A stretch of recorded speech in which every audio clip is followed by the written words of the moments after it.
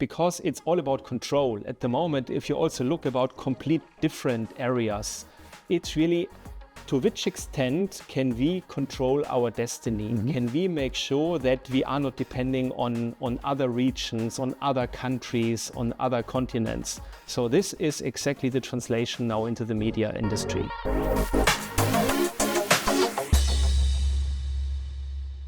Hello Frank, welcome to our today's Qvest talk. Pleasure having you here. Today it's all about sovereignty. So before we come to the core of our discussion, tell me a little bit more about you, your function at Qvest. Why are you the right person to speak with me today about sovereignty? Hi Konstantin, thank you very much for having me. I'm Frank Hoffmann. I'm principal at Qvest, and I'm taking care about a unit which is called Qvest, and Qvest stands for Cloud Topics and for Managed Services. Cloud topic, that's I think already core to what we want to speak about. I hope so. I think when we're talking about sovereignty, it's very often cloud sovereignty, and it's something which has become quite important apparently in Europe at the moment. Is it something which is new, or is it something which has been there and is just more to current situations, more in focus? Yeah, that's a very good question, because if you take the facts, I come back to this in a second, it has been there already since a while. But if you think media industry 2 years ago, how much cloud was actually really used? It wasn't that much. And in the meantime, of course, the relevance of cloud is increasing dramatically. And therefore also all these topics like control, sovereignty, etc.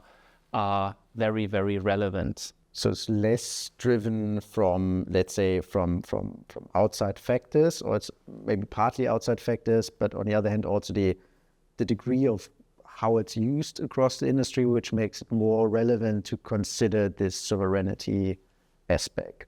Absolutely. But if we really look into this, the core of it is something very simple. It's simply data protection laws. And if we look here at different regions, if we look here at Germany, at Europe, we are very strict. We have very, very, very strict, deep understanding about how data can be used. If we look to other regions like US or more Asian regions, it's completely different. And this is the point. And with the cloud, we automatically leave a certain region because it's a virtual thing. And this is exactly where all this problem is coming from. Mm-hmm. So it's partly about, let's say, as you said, cloud leaving the region as basically putting your data in the internet, right, everywhere. Yeah. But at the same time, probably also about the market participants, which are or have been in the past predominantly from the US, from Asia. If we think about the big hyperscalers, if we think about the ISVs. Is this also something which is changing at the moment? I mean, we hear different names, we hear different players. Is this driven by this discussion, or again, something which was there before? Of course, we hear different names. We hear at the moment, if you really take the word hyperscalers. So at the moment, hyperscalers is even a synonym mainly for US companies, right? So really for Amazon, for Google, for Microsoft. So this is really what we talk about. Of course, if you more go to the Asian region, we have things like Alibaba, etc., also hyperscalers. They always have been around, but our main discussion in the Western world, like for example in Germany, is at the moment very much about the US hyperscalers. Due to, let's say, them having been the predominant partner over the last years for enabling media services, and at the same time, probably, as you said earlier, there's different governance structures in regards to data protection, Cloud Act versus GDPR, and these aspects. Absolutely. This is really what it's all about. And in the media industry, there are no real market penetration, market share information published, but we all know that AWS has a very, very high market share. And also has a big advantage, also time-wise, also because of the internal usage, etc. And now, as more and more workload, also in European and German broadcasters are moving to the cloud, exactly this topic applies. But which is not, as you said, it's not necessarily bad, right? I mean, there was deliberate decisions going with AWS, going with Google, going with others. So why is, let's say, the sovereignty aspect, or what does make the difference in regards to sovereignty when I think, let's say, traditional cloud in brackets, and then cloud with more sovereignty in it? I think this is also at the moment a topic which is very on top of everyone's mind, right? Because it's all about control. At the moment, if you also look about complete different areas, it's really to which extent can we control our destiny? Mm-hmm. Can we make sure that that we are not depending on other regions, on other countries, on other continents? So this is exactly the translation now into the media industry. So which means I would need to consider my stack or my platform differently with different components when I'm building it up? Yeah, so you really need to think about where are my components located at the moment, and which players are taking part into this setup. And this is what at the moment plays a much bigger role than it has been before. And people are wanting to make sure that everyone can control the relevant stuff. So it's an architecture question. It's a question of where's your data, where's your content, how do you control maybe also other aspects of your value chain. We will talk about this in a minute. So it's really this kind of question: how do I ensure that I'm in control of my relevant business information? Not only relevant business information, I would even call it about my relevant business, right? So how can I make sure that no one else can take over this control? Sounds like a fundamental question. Do you see there differences between, let's say, more public service broadcasting and more commercial-led media enterprises, or is the question similar? I think the overall question is really similar, but of course, I would say the business purposes are a little bit different. If you are a public broadcaster, if you're a private broadcaster, and therefore also your mission you have to fulfill also towards the external audience, etc., right, is a little bit different, and therefore the public broadcaster automatically needs to take this even more serious than perhaps the private ones. Okay, so what you say is probably the architecture challenges are similar, because we are talking about more or less the same value chain, or how media is being processed, but how I approach my, let's say, assessment criteria might be different. So let's say cost aspect, sovereignty aspect, other architecture principles I want to apply.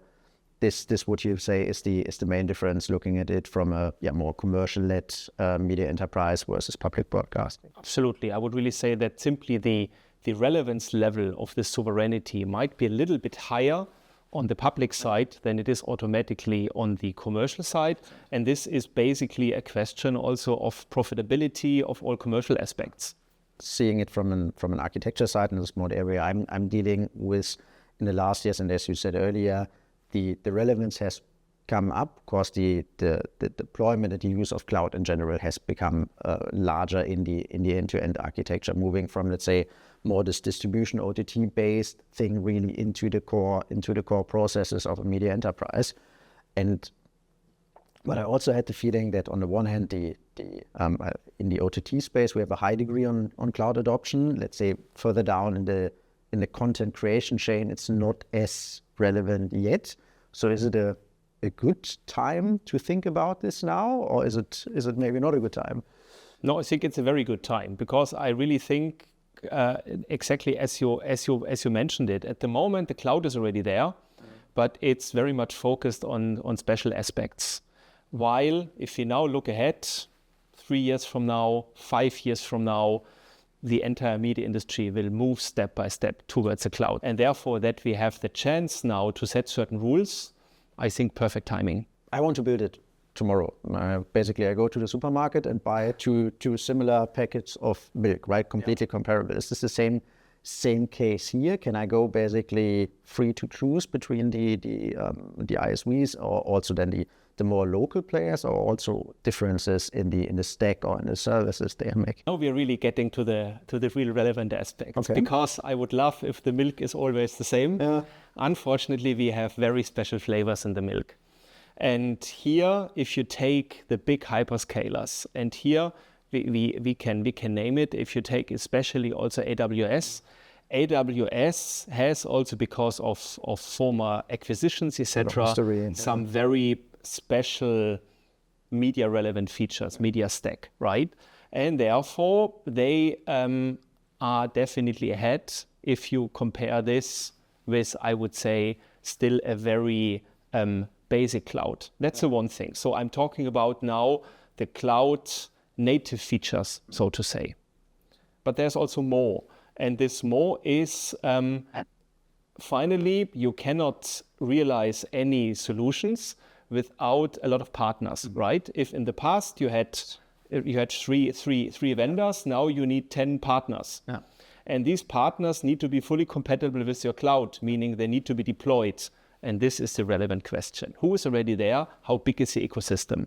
Yeah, so what you say is you are not fully convinced that everyone who says cloud native is necessarily also fully cloud native. Absolutely, or is even deployed, right? Yeah. And this is the thing, because it sounds so simple, everything is fully compatible, everything works on all infrastructure. On paper, yes. In reality, I would say the difference between that it somehow works and it really works high quality and very efficient, also resource consumption-wise, etc., is a big difference. Staying on my example, right? Tomorrow I want to achieve it. What are the right steps to get into it? Because you said there are different aspects to the cloud services. There are different aspects to, let's say, the depth of stack they are providing. There are different integration points with the vendor landscape. So how would you, your team, take this on, being confronted with this question? Yeah, first of all, I think we will start with the big question, and I think everyone might take it a little bit different. What is sovereignty? Sovereignty is a big word. We hear this everywhere, right?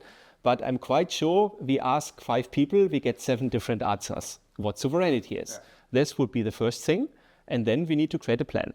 So really about, okay, what is your company's definition of sovereignty? Correct. What do you want to protect? What probably sacrifices are you willing to make against it, being it cost, being it effort, being it depth of integration, right? Is it always everything, or is it sometimes also a decision to say, hey, I'm happy if 80% stays here, but for 20% I need the high level of sovereignty? I guess we will have no other chance at the beginning, because what we have to see, like I said before, the big hyperscalers are far ahead with regards to media experience and media feature set. So this means it's not that easy that we now take a European fully controllable, so to say, sovereign cloud, and we simply say, now we put everything on this cloud. Yeah. This will take very long, because the whole ecosystem is not prepared yet. So therefore, exactly to your point, it must be a kind of work split. Mm-hmm. It must be that you need to decide, okay, what is so important for me that I put this in a completely controllable environment. Yeah. And what is so important for me on the innovation side that I would lose so much value if I can't use it. And that's the thing. At the one hand side, what needs to be protected, more on the sovereign European cloud, where you still need the full power of innovation, hyperscaler.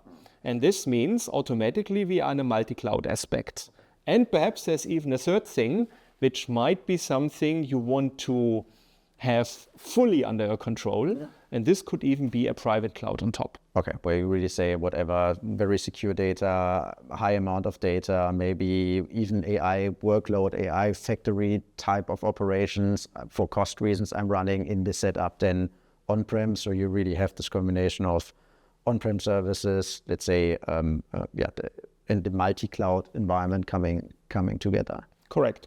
All things where you say, okay, this solution is only half prepared for really being cloud native, right? So I need this more on my on-prem setup. So therefore, I can grow it up to a public cloud setup, and therefore combine it then with a European controllable sovereign cloud and the hyperscaler. Okay, what would be your, let's say, core recommendations to someone currently standing in front of exactly this question? What would you say, hey, if you if you think about the business, ask this question first? Yeah, like I said 2 minutes ago, first of all, you need to be very clear what you want to protect. Because for me, when I heard first time from sovereignty, I thought it's data, meaning content. Yeah. I have critical content, and this needs to be protected. Fine. But in parallel, it could be workflows. Mm-hmm.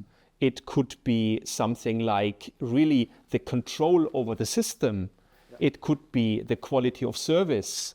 It could be something like the data which goes into. I know that a lot of companies are very much concerned about fake data, so that the access control to the ecosystem is kind of not fully safe. Whatever my number of users is wrong, right. I'm getting fake data inserted into my system. It's a big problem, because how can you then judge what is under control and what not, right? Yeah. And or also other things like my measurement systems, right? So where I value myself if I'm doing a good job or not. If someone is able to control this, dangerous. And these are a lot of things, and you need to make up your mind what is priority one, what is B, what is C. Especially if, and I think they are public broadcasting and private broadcasting is probably quite similar. It's about trust in your content, trust in your data. For the one is reach and content, and if you're providing, for example, wrong information back to your advertisers, it's also a big commercial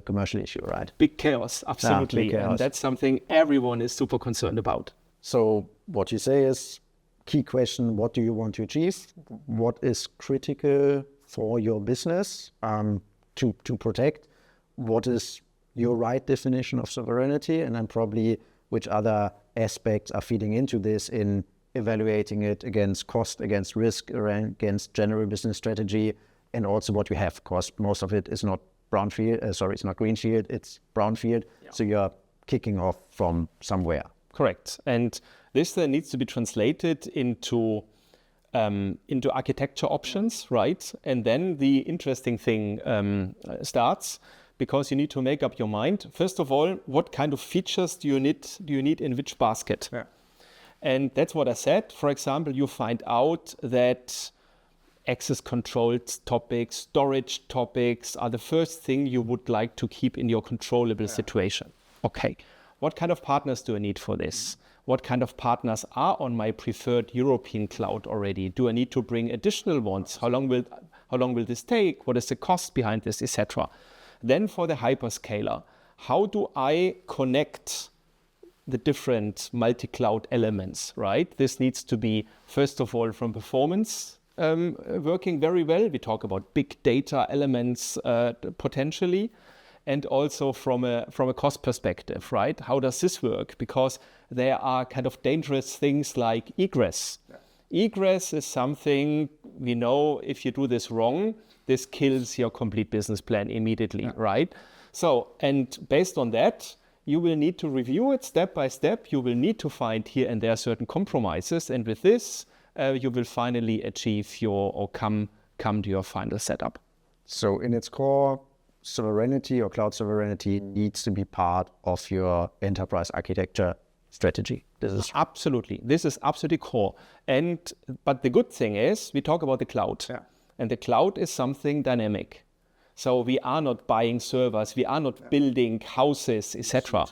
Which means you can get started, and then you can see how it goes, and you can also see how, for example, your private cloud capabilities grow over time. And with this, you can also shift workloads. You can optimize things. So it's not like you are kind of fixed into something you cannot change anymore. This is the good thing about it. Yeah. But still, you need, as you said, you need the right architecture, and then you can think or try out different partners, different structures, new services, and grow as you go. Depending on the Absolutely. But the good thing is you still have all the advantages of the cloud on your side, right? You can scale, you can adapt, you can really go agile, and this is the cool thing about it. Any thought, Frank, where you say, hey, Konstantin, you haven't asked me this. Why didn't you? Yeah, so basically, Konstantin, I think the big question is, how can we get started, right? And here, like I said, my first step would be to talk about where you stand today and where you want to be tomorrow. And based on this, really structure this together and then see how we can create a concrete plan for you. So looking forward to have this conversation with you, Frank, with our customers. What is your sovereignty strategy and how to get there? Thanks for being today with us. Thank you. Thank you very much.